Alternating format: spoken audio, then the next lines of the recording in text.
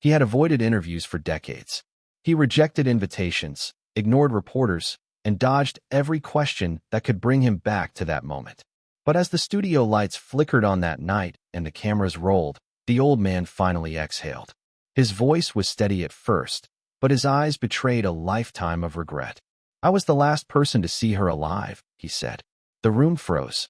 Even the interviewer, a man who had heard every scandal Hollywood had to offer, leaned forward as if afraid the confession might dissolve into silence. His name was Dr. Ralph Greenson. To the public, he was just another psychiatrist with a long list of celebrity clients. To those who knew him, he was a man defined by discipline, loyalty, and absolute discretion. But that night, something in him shifted. Maybe it was age. Maybe it was guilt. Maybe he simply couldn't carry the weight anymore. Whatever the reason, he chose to reveal what he had kept buried for so many years. The story began hours before Marilyn Monroe's death. According to him, something about her was different that day. She paced around the room as though the walls were closing in. She touched objects without purpose, stared at corners as if expecting someone to appear, then sat down only to rise again moments later. Her voice oscillated between calm whispers and sudden tension, like a tremor beneath her words. "You know, doctor," she said softly, "sometimes I feel like I'm standing in the wrong life, like I walked through the wrong door and never found the way back." He approached her gently. There was fragility in her posture, yes, but not weakness. She was a woman shaped by storms, some created by Hollywood, others inherited, others still inflicted by people who claimed to love her. Yet there had always been something resilient inside her, something unbreakable. That day, however, that inner flame flickered, as though exhaustion had finally caught up with her. Marilyn spoke in metaphors. She said Hollywood was a house with too many locked rooms. She said people approached her like they were searching for fire, drawn to the warmth, terrified of the burn, always stepping away before they got too close. "It's exhausting," she whispered, "being the flame for everyone." She smiled, but it was a smile that collapsed before reaching her eyes. Phone calls came in relentlessly. Studios demanding answers. Associates insisting on commitments. People trying to pull her in opposite directions. Some wanted to help. Many wanted control. A few simply didn't want to lose her. But beneath all of it, the doctor sensed something else. An emotional weight she wasn't sharing. A pressure so heavy it bent her posture without her noticing. For a moment, she seemed calmer. She sat on the edge of the bed, smoothed the sheets, inhaled slowly. He believed she was stabilizing. But later he realized she wasn't calming down. She was surrendering. A quiet surrender disguised as composure. A resignation so subtle that only someone who truly knew her could perceive it. "She told me something no one else knows," he said in the interview, his voice barely audible. He lowered his gaze, as if repeating the memory would make it real again. She said, "Doctor, I just wish someone had stayed. That's all. Just someone." It was simple, painfully simple, yet heavy with meaning. It wasn't a plea. It was an observation. A truth. A confession of loneliness that stretched far beyond the glamorous mask the world adored. The doctor tried to reassure her. He told her she wasn't alone, that people cared. But Marilyn gave a faint, heartbreaking smile. "I know you care," she replied. "But sometimes we need someone who stays without obligation. Someone who stays just because they want to." A few minutes later, she lay down. She asked him to turn off the light. She thanked him for being there. And then, unexpectedly, she reached for his hand. Marilyn Monroe, the icon, the myth, the illusion everyone watched but few understood, held his hand with a trembling desperation he did not recognize at the time. Only much later would he understand the meaning, that she feared the dark, not the literal dark, but the emotional one, the silence, the emptiness, the absence of anyone who truly chose her. He sat beside her, waiting for her to fall asleep. But she didn't. She stared at the ceiling, murmuring to herself, words too soft for him to decipher. Eventually, around 10 o'clock, she said she would try to rest. He adjusted the blanket and walked toward the door. Before he could leave, she said, "Doctor." He turned. "Thank you for not giving up on me today." He felt something tighten in his chest. She had never spoken like that. Never with that tone of finality. Never as if she were saying goodbye. He left believing he would return the next morning, as usual. But as he walked to his car, a strange tension tugged at him. Something felt unresolved. Unfinished. Wrong. He even paused at the door of his car, thinking about turning back, checking her one more time, staying just a little longer. He didn't. And that decision, he said, would haunt him for the rest of his life. Hours later, the phone rang. The voice on the other end was frantic, stumbling over words. Something about Marilyn being unresponsive. The door locked. No answer. Panic everywhere. He rushed back to the house. But it was too late. When he reached her bedroom, he saw her motionless on the bed, the same hand that had held his earlier now hanging limply toward the floor. His voice cracked as he described the scene. The dim light. The faint scent of her perfume. The phone off the hook beside her. A room frozen in time. But what truly altered everything was not the moment he found her. It was the detail he revealed next, something he had carried inside him for decades. Something that contradicted official reports, reshaped timelines, and reopened every question about what really happened that night. He steadied his breath. She wasn't alone, he said. And the entire interview changed. At first, the interviewer thought he had misheard. The old man's voice was low, and the studio was so quiet it felt like even the lights had paused to listen. But Dr. Greensun repeated it, slowly this time, as if each word carried the weight of a buried truth finally clawing its way to the surface. She wasn't alone that night. The interviewer leaned forward. What do you mean she wasn't alone? The doctor hesitated. His fingers trembled against the arm of his chair. He looked to the side, not in avoidance, but as if he were replaying scenes only he could see, images that had lived behind his eyelids for decades. Someone else was there, he finally said. Someone who shouldn't have been.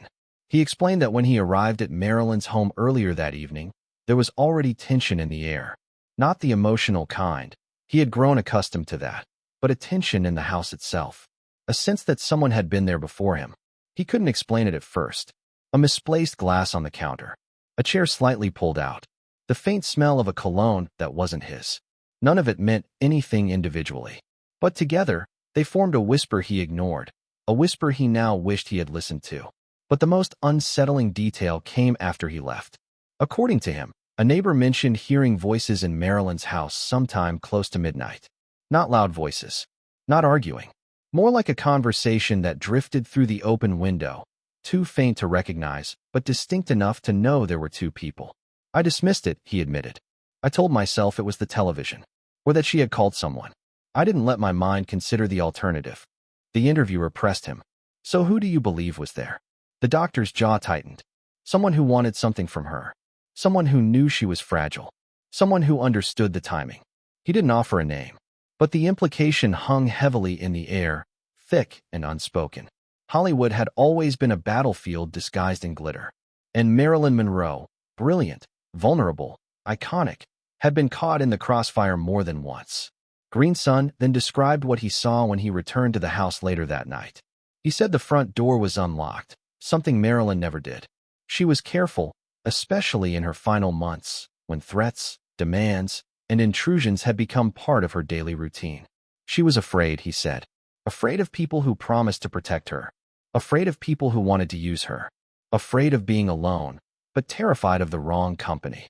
When he entered the bedroom, he felt it instantly, an energy that did not belong to her. He described it as the feeling of walking into a room where a conversation had just ended. The air still charged with the presence of someone who was no longer there. The sheets slightly disturbed. A faint indentation on the mattress beside her, one that did not match her position. And then he noticed the phone. It was off the hook, but not on the floor, not tangled in blankets. It had been placed gently beside her, as if someone had set it down. Someone who didn't want her to make another call. The interviewer swallowed hard. Why didn't you tell anyone? The doctor stared down at his hands. Because no one wanted the truth, he said. They wanted closure. They wanted a story that could be filed away neatly. And I was afraid. Afraid that if I spoke, I would expose her to more cruelty. Even in death. He paused, then corrected himself. And maybe I feared the consequences. His voice lowered. Do you know what it's like to question every decision you made in someone's final hours? To realize you might have walked away from a moment that could have saved a life. He looked up, his eyes clouded with age and regret. I should have gone back. I knew she was in danger. I felt it. I felt it in my bones. But I ignored the instinct because I thought I understood the situation better than I did. He described how Marilyn had been pulled in too many directions, by studios, by political forces, by people who claimed to love her, by people who feared her influence, by her own inner world that rose and fell like the tide. She was more important than she realized, he said. More dangerous, too. Not because of anything she did, but because of what she knew. He didn't elaborate, but his silence said everything.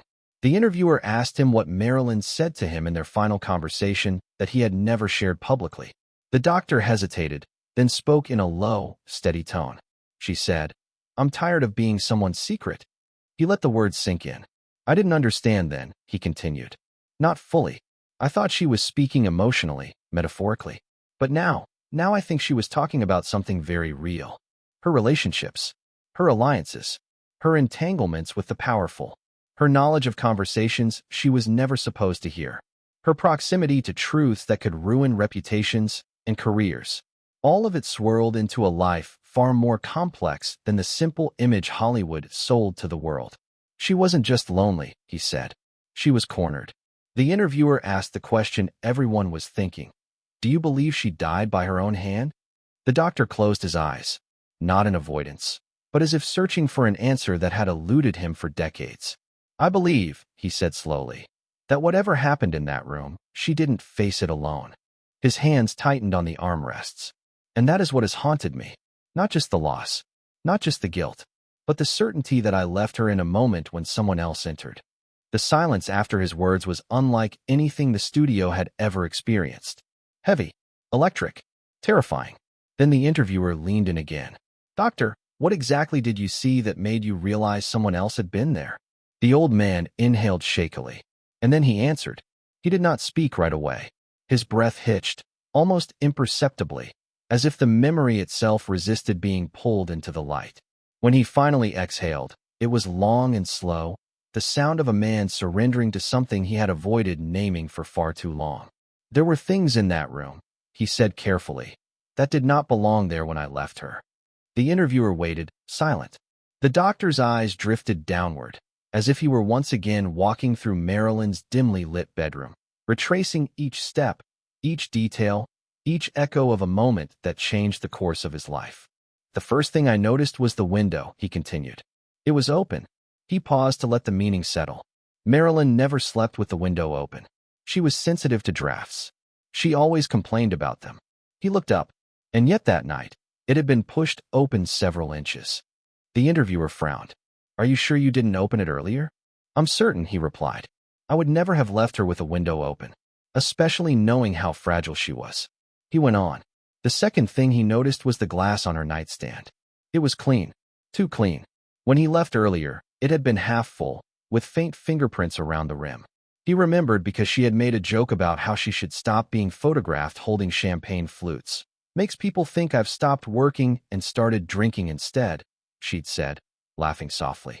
But now the glass was spotless, as if it had been washed or replaced. The third thing, his voice became quieter. There was a mark on the carpet, a subtle one, but I saw it the moment I stepped in. A circular indentation, as if someone had been standing there for a long time. It wasn't Marilyn's footprint. It was larger, heavier. Someone had been inside that room, beside her bed. The interviewer whispered, "Why would someone stand there?" The doctor shook his head helplessly. "I don't know. I've asked myself that a million times. Maybe they were watching her. Maybe they were waiting. Maybe they were deciding what to do next." He swallowed. But the final detail, that was the one that broke me. His voice cracked, the first real crack of the entire interview. "When I held her hand, it was still warm." The interviewer blinked. "Warm? Yes, warm." His voice trembled. "Not the warmth of someone who has just died. The warmth of someone who passed moments before I entered. Someone who might have still been alive when I opened the door." The weight of his words crushed the room. Even the cameraman lowered the equipment slightly, overcome by the atmosphere. "If she had been alone," the doctor continued, "there would have been more time between her passing and my arrival. But the warmth in her hand told me something else. Someone had been with her. Someone had been there minutes earlier. Someone who left the moment they heard me enter." The interviewer leaned forward. "Doctor, are you saying Marilyn could have been saved?" His eyes watered, but he did not look away. "Yes," he whispered. "If someone had called for help, if someone had stayed, If someone had chosen not to walk out that door, she might still have been alive when I arrived. Silence crashed over the set. He wiped his face, a gesture of a man finally breaking under the weight of truth. I don't know who it was, he said, but I know she wasn't alone. And that knowledge ruined me. For years, he blamed himself. For leaving. For not listening to his instincts. For not returning to her house, when something deep inside him warned that she was not safe. I punished myself every day, he admitted. Every morning I woke up with the same thought. If I had turned back, just once, she would still be alive. He said he replayed the final moment he saw her conscious. The way she had thanked him. The way her eyes softened into something almost peaceful. The way she squeezed his hand and realized it wasn't peace. It was farewell. She knew, he said. Some part of her knew she wouldn't see the morning. The interviewer asked gently, "Why speak now?" The doctor exhaled shakily. "Because I don't want her remembered for how she died. I want her remembered for how she fought. She fought for dignity. She fought for control of her career. She fought against loneliness, against exploitation, against people who thought they owned her." He leaned forward, suddenly fierce despite his age. She was not weak. She was not careless. She was not some tragic figure who fell apart. She was pushed, cornered, and abandoned at the very moment she needed someone the most. He looked into the camera, as if speaking directly to her, wherever she was. "I'm sorry," he whispered. "I should have stayed. I should have protected you." His confession was not the sensational reveal the world expected.